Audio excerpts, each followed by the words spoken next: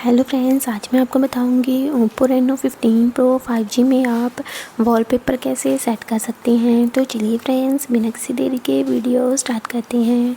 तो इसके लिए आपको सबसे पहले होम स्क्रीन पर कहीं पर भी लॉन्ग प्रेस करना है और अब आपको यहाँ पर नीचे वॉलपेपर एंड स्टाइल्स पर क्लिक करना है और एक बार फिर से वॉलपेपर पर क्लिक करना है। तो यहाँ पर आपको बहुत सारे वॉलपेपर्स मिल जाएंगे। तो आपको जो भी वॉलपेपर सेट करना है आपको उस पर क्लिक करना है और उसके बाद अप्लाई पर ऊपर क्लिक कर देना है। और अगर आपको लॉक स्क्रीन पर वॉलपेपर अप्लाई करना है तो आपको इसको राइट साइड की ओर स्वाइप करना है। हम देख सकते हैं कि ऊपर लॉक स्क्रीन लिखा हुआ है और इसके बाद आपको नीचे सबसे वॉलपेपर पर क्लिक करना है। तो यहाँ पर आपको बहुत सारी वॉलपेपर्स मिल जाएंगे। तो आपको जो भी वॉलपेपर सेट करना है आपको उस पर क्लिक करना है और उसके बाद आपको अप्लाई पर क्लिक कर देना है। तो लॉक स्क्रीन पर वॉलपेपर सेट हो जाएगा। Bye bye friends.